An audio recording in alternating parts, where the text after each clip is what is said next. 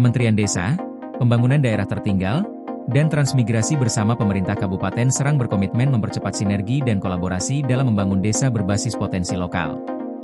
Langkah ini diharapkan mampu memperkuat kemandirian desa serta mendorong pemerataan pembangunan di seluruh wilayah Kabupaten Serang. Menteri Desa, Yandri Susanto, menegaskan bahwa memajukan desa merupakan kunci utama dalam mempercepat kemajuan daerah. Menurutnya, kemajuan Kabupaten Serang tidak akan tercapai jika desa-desa di wilayah tersebut tidak berkembang sesuai potensi masing-masing. Ia menekankan pentingnya pembinaan dan pendampingan yang dilakukan secara berkelanjutan dengan melibatkan berbagai pihak, baik dari pemerintah pusat, daerah, maupun sektor swasta. Yandri menjelaskan, pengelolaan dana desa yang besar harus disertai dengan strategi pembangunan yang tepat sasaran. Ia mengingatkan agar pembangunan tidak dilakukan secara seragam, melainkan disesuaikan dengan karakter dan potensi lokal tiap desa. Dengan begitu, pembangunan dapat memberikan hasil nyata dan berkelanjutan bagi masyarakat.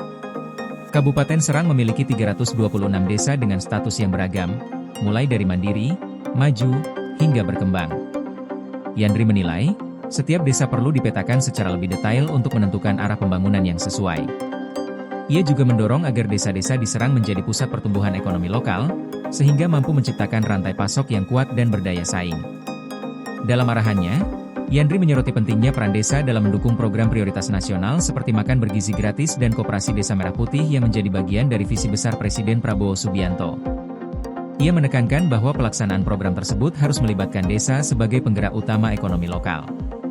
Menurut Yandri, kebutuhan bahan baku dalam program nasional seperti makan bergizi gratis harus mampu dipenuhi dari hasil produksi lokal desa, bukan dari luar daerah. Dengan membangun ekosistem dan rantai pasok yang kuat, desa akan menjadi tulang punggung ketahanan ekonomi dan pangan nasional.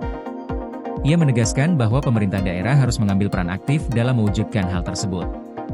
Arahan tersebut disambut positif oleh Bupati Serang, Ratu Rachmatu Zakiyah.